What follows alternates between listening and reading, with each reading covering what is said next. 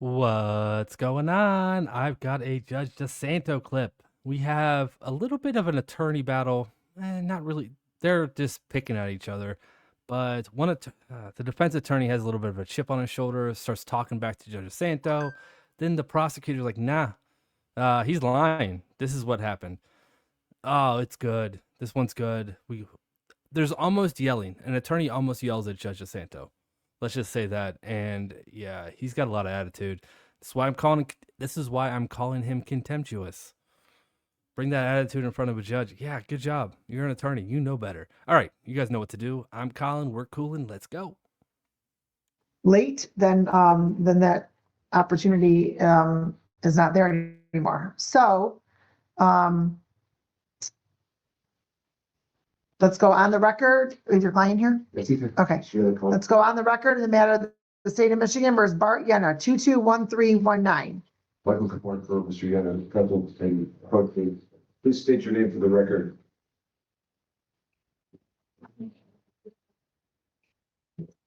Okay.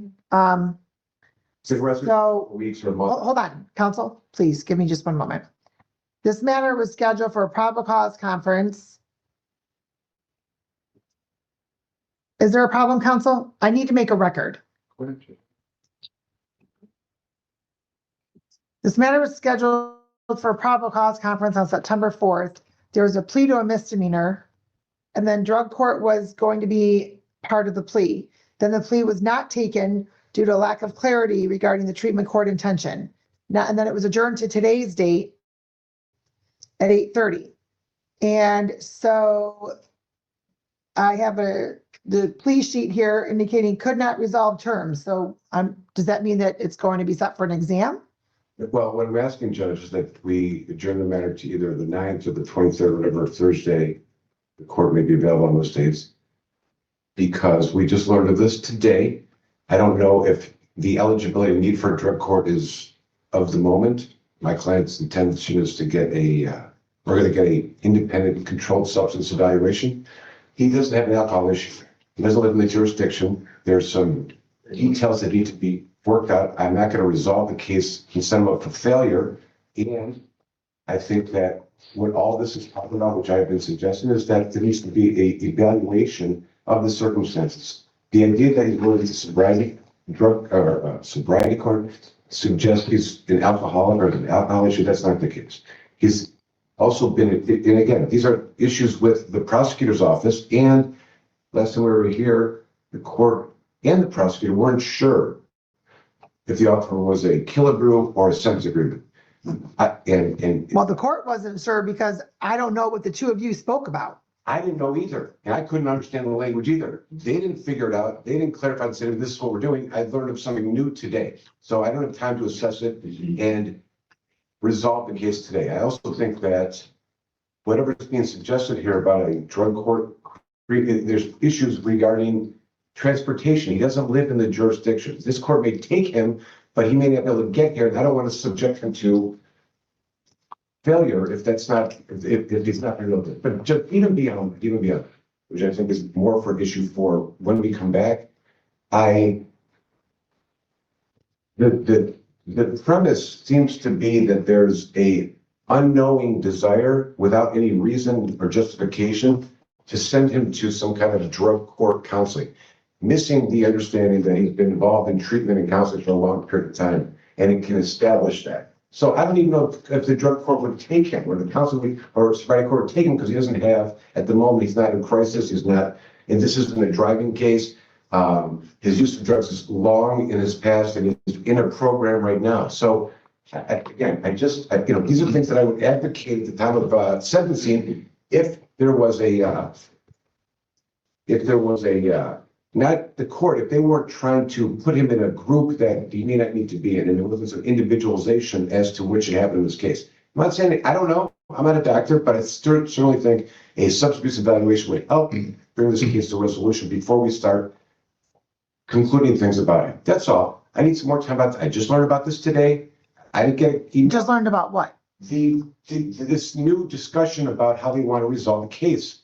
The new discussion about how they want to resolve the case. That's right, Judge. If you recall, yes, there was some lacking of clarity of what. Back on September 4th, Right. she said full restitution and drug court review as part of probation. That was September 4th. So what was newly stated today that is different from, there's something different? You want to be part of the negotiation? No. Okay, No. that's what I'm saying. Counsel, what, was there something new discussed today other than treatment court? Sobriety court, if you want to know and you want to get into as without negotiations, well, Counsel, I do not want to get into your negotiations. that's what you're asking me. No, I said, was there? I didn't ask what it was. I said, was there something more discussed today about something different than a treatment court? Whether it's drug court, sobriety court, mental health court, veterans court, they're all treatment courts. So my question is this. I don't want to know exactly what treatment court or whatever the discussion was. I'm asking is, was there something new discussed relating to treatment court too? Yes.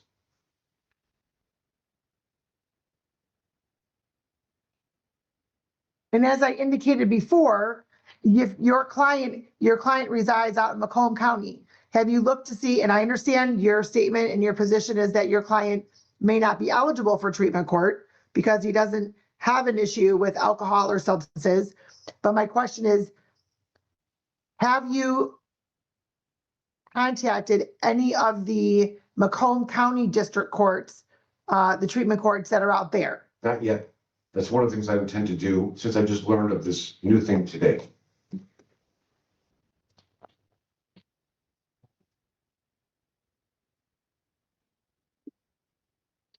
Okay, so it's been 3 weeks since the last time that the parties were in court, and it doesn't seem as though there's any movement or forward progress on this matter. I will give an adjournment to October 9th, and that's the final adjournment. Judge, respect, I think if we had the extra 2 weeks, it would give us the appropriate amount of time to shore up the things that you're making it a final. And again, well, we're trying to make progress. Whether we have or haven't, but the extra 2 weeks would be helpful. Okay, counsel, let me just say this. Your client was originally here September 22nd. I don't recall if you were on the matter at that time or not. And so then the court ordered the parties to appear in court because your client had poor audio or the co-defendant had poor audio. I don't recall. And so then then a warrant was issued because nobody appeared. The client didn't appear by 3:30. June 18th, the warrant was recalled. You must have walked your client in, appearance filed, and we set it for August 14th. August 14th, we had the formal reading, entered a plea of not guilty, scheduled it for a probable cause conference for August 21st. August 21st, it was held and adjourned for discovery to September 4th. September 4th, the probable cause conference was held, and that's when the plea was attempted to be taken, and there wasn't much clarity by the prosecutor's office. And so we adjourned it to today's date. Now we're here again, and there's another request for an adjournment, and you're asking for a 4-week adjournment. Judge, with all due respect, I was at every single one of those, not the first one, but I've been here and I know exactly what happened.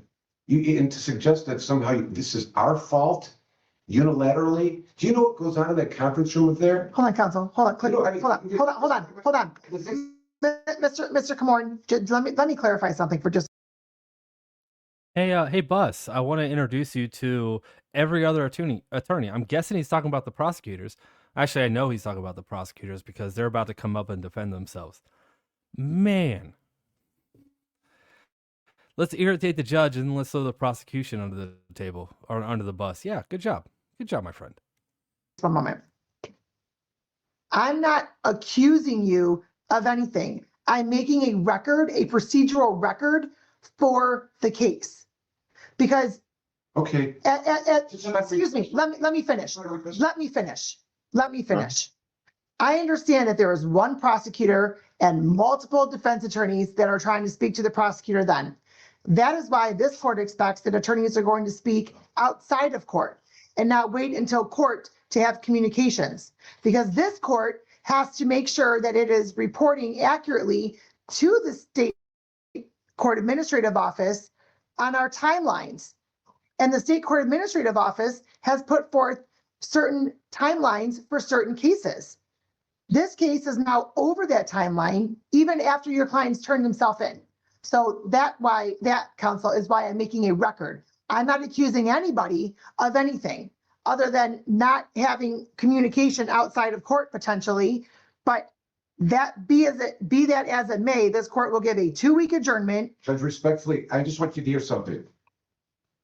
The idea that you're speaking to me and I'm going to try to communicate with the other side off or outside of court happened. You know what didn't happen? Them communicating with me until I get here, okay? This is not, I understand you're making a record, but the record should be clear. I've sent numerous emails when we're not in court. When do I get my information? Here, amongst the chaos. I had to wait till literally 11:30. I sat there for 2 hours until they told me. I said, it wasn't even sent to me. Oh, I got a response from Gary. It wasn't even sent to me. I'm not getting a response. It's sent through him. I got to come to court. Here's what I get. Respectfully, Judge, I need extra 2 weeks. I'm going to get it done. I'm not asking for much.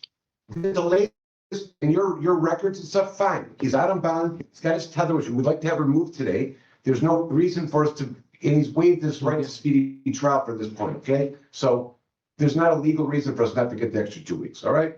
All right, just one moment. Mr. Mohammed, you're next for the record. Thank you. Good afternoon, Mohammed on behalf of the people. Judge, I don't know what defense counsel has put on this record. I would like an opportunity to get my phone and read the email because I don't know what he's been saying. The statement was that that there's not When I learned about there's this, not, let me finish. Please stop interrupting me. That Mr. Comorn wants an independent substance abuse evaluation as a way to work out a resolution because he doesn't believe that his client would be eligible for treatment court based upon the representation that Mr. Yena does not have an alcohol issue or a drug issue. So that within the jurisdiction. I'm not done. Please stop interrupting me. Jurisdiction is not necessarily a prohibition on treatment court, counsel, as I indicated, because your client can look, you can look on behalf of your client for a treatment court that's a regional treatment court in Macomb County. That means that they would accept a transfer of somebody that lives in the area from a court in another jurisdiction. So not living in the vicinity is not a barrier to your client participating in a treatment court, if that was what was agreed upon and your client was eligible for that. Then, Mr. Mohammed, this court was making a record because the request to adjourn this to October 23rd, and this court went through the procedure of this case as to what dates have been here and the number of adjournments that have been requested. And then that is when Mr. Comorn was questioning as to whether or not this court was accusing Mr. Comorn as to the reason why the adjournments have occurred. This court clarified that it was simply making a record. Mr. Comorn and the court also stated that it does have an expectation that attorneys are speaking outside of court. Mr. Comorn indicated that he has sent emails to the prosecution and he just received his response today from you. So that, Mr. Comorn, would that be an accurate summary of what had occurred on the record before Mr. Mohammed walked in? Yes, all I was asking. Okay. Was the date of the 23rd to return. And the court is not giving until the 23rd. There's been a number of adjournments. This court is not granting until October 23rd. This court is giving until October 9th. Mr. Mohammed, what is it you would like to inform the court of? So Judge, previously when we adjourned is because we were looking for some more clarity as to whether or not what was entailed pursuant to the drug court review. And so we did reach out to a supervisor. He responded and he indicated that I reached out, not we. Can we stop interrupting the record, please? You'll have an opportunity to respond, Mr. Comorn. So defense counsel sent an email to my supervisor, and then I sent another email to my supervisor, which defense counsel was not included, which is why he does not know, because this is between colleagues. I don't need to include defense counsel in every email that I send to my colleagues. Nonetheless, I received a response to my email, and it included essentially that the defendant should be assessed by a sobriety court to determine need. If the sobriety court determines that the defendant qualifies, the defendant should be admitted as part of the sentence. The referral for the assessment is required. The sobriety court will determine whether or not there's admittance, and the defendant must be essentially honest and act in good faith with assessment. That is what the plea offer essentially is entailing, and which is not, and it's not something that I can deviate from. This is a felony case that's being reduced to a misdemeanor. It's been overlooked by supervision. I'm not in a position where I can deviate from what their intention is so that defense counsel can go get independent testing done or whatever they want to do. This is the offer. If the defense does not want to accept it, they do not have to. We will withdraw the offer and continue with the felony preliminary exam. It's very straightforward. Now, the court's aware that I didn't want to get into the whole bringing the court into our negotiations, but thankfully, brother counsel did exactly what he probably shouldn't do. Engage the court with what we're discussing. I just wanted 4 weeks so I could get an assessment and look into the possibility of other jurisdictions. What we're, and you know what, Judge, what wasn't answered here is that, you know, when I saw what the writing was at 12:40 or whatever it was, when he showed me on his phone, the lack of communication, it's not this side. It's one way. You heard I'm not including the emails. The only place I would have learned of this was sitting in the third pew at 12:40 p.m. today when I learned of what it was. Asking for an adjournment under those circumstances, when they're talking about sobriety court, it's got to be these terms, sobriety court. Alcohol isn't even a thing. Judge, I would like the opportunity, Judge, to get down so that all the concerns in their offer that are now part of the court's interaction can be looked into so that when we come back, we have information, not speculation, not supposition, and we've got facts to go forward. This is all I'm trying to do. I asked for the date because I can't guarantee I'm going to be able to get them an assessment within 2 weeks. The people that may not be able to happen. So Here's what we're doing. Here's what we're going to do. As I've stated before, whether it's sobriety court or drug court or mental health court, whatever treatment court it is. Okay, that appears to be the intent, right? A treatment court. It doesn't have to be sobriety court as far as alcohol, because there are hybrid sobriety courts, there are hybrid drug courts, whatever it may be. This court is setting this matter for an exam on October 9th. You can either enter a plea that day or we can proceed with exam. Judge, if we're going to subpoena witnesses, Counsel, we're not done.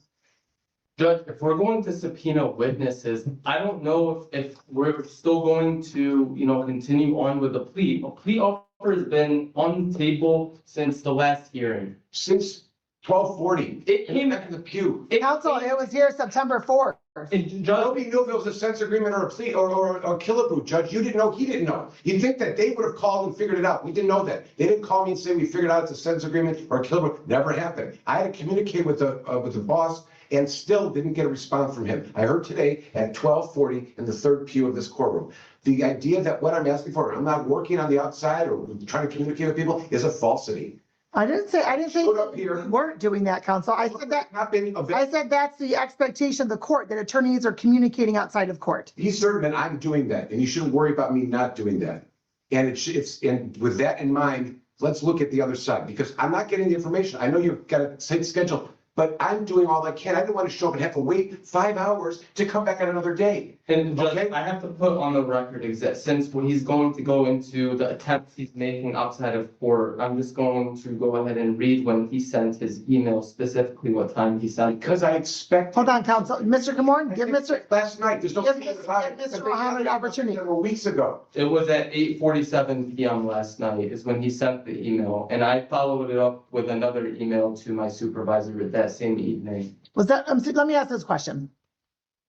Was that the first email since September 4th? No, on August 21st. Since September 4th?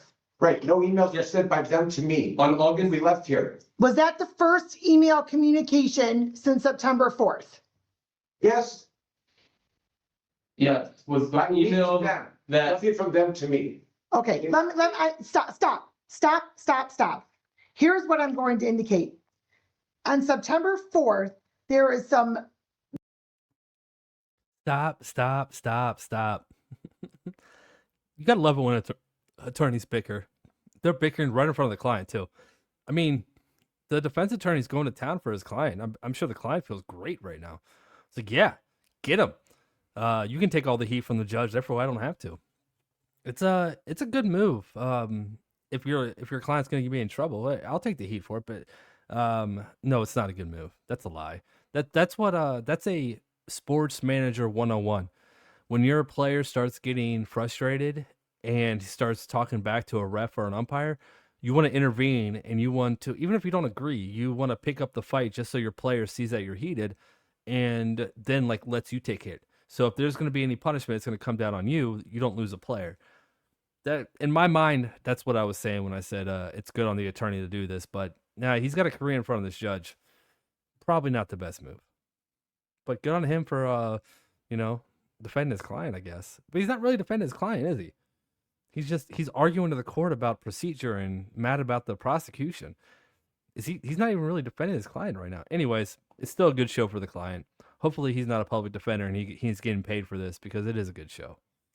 misunderstanding as to what the intention was, as to whether or not the sobriety treatment court was conditioned upon the plea. Meaning, if Mr. Yana did not participate in treatment court, would the plea still continue? That is why that plea did not go forth on September 4th. Now here we are, September 25th, 3 weeks later, zero communication as to what the intent of that was until last night. So I am setting, stop. I'm setting this for a preliminary examination, October 9th.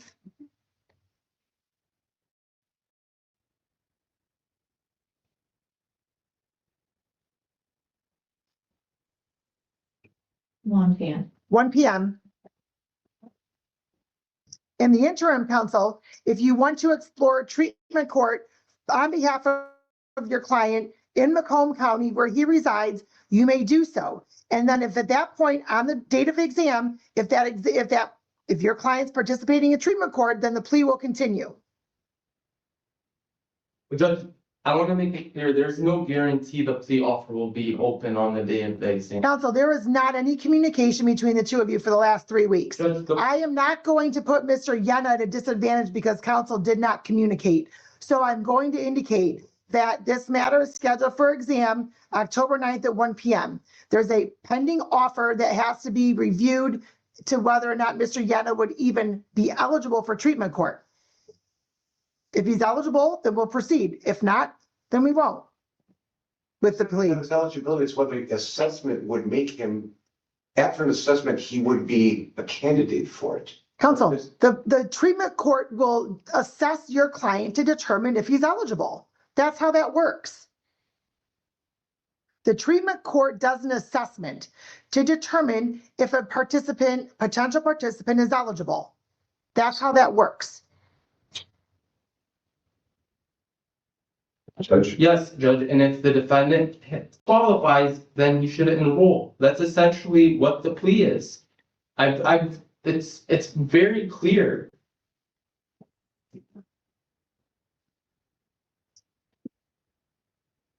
Have you spoken to your client about treatment court? Yes, we have, and we intended to come back on another day after we had assessment and information was gathered about Macomb County availabilities. That was the intention of the adjournment. Okay, well, when you come back for the exam, you'll know if there's availabilities and if your client's eligible. I'm not going out to October 23rd. All right. Will the court consider removing his tether since he has had no incidents, shows up to court, and has been in complete compliance with it? It's costing $70 a week, I understand. And while he's doing a lot of community service in the neighborhood for other people, his limited employment, parents essentially don't have to contribute to that. I don't know if it's necessary at this point. He's in treatment program. He's had no incidents of any relapses. He's counseling. He takes urine screens regularly with no negatives or positives, I should say. And the court was concerned of his return to court. I think that virtually being here regularly and the current situation he's in. Those concerns would be alleviated. I know he didn't show up originally from his Zoom or whatnot, but that was 2021. And he lives with his father who's here. Just ensuring his return to court. If he needed a second, if he needed someone else to attest to his sobriety, I'd ask the court to consider removing the tether and keep all these other conditions in place. And Judge, before we get into that, I just again want to make it clear for the record that the plea offer in this case was extended on August 21st. We've had ample enough time for defense counsel to, speak to his client. He knew our intention at that time. Whether or not it was a sentence agreement, that was a question that I needed some more clarity on. I think my supervisors made it clear. If I'm going to relay everything that's transpired today, if he comes back and he does not want this plea on the table, I want to make it clear that I would be withdrawing the plea offer. So I just want to provide clarity for the court and the record that there is no guarantee that this will be open on the day of the exam. Okay. It's been open since August 21st. Look at it. Record made. The court will indicate that based upon the number of times that this matter has been adjourned and Mr. Yen has been present at all of those court dates since he walked in on the warrant on June 18th, the court will remove the tether. We'll see you all back on October 9th, witness and exhibit list by October 6th. Thank you. Have a good day. Judge DiSanto just wanted to kick them out. Like, go figure this out. Stop bickering on the record. It was kind of funny to watch, though. Oh, that defense attorney. That was fun. All right. Hopefully you guys liked it. Hit that like button if you did. Subscribe. Leave a comment. Hype the video. Do all those fun stuff. Heather's texting me. Hi, Heather. Sorry, I got interrupted by Heather. And that happens. That's it. That's all I got. Have a great rest of your day. Until next time, bye.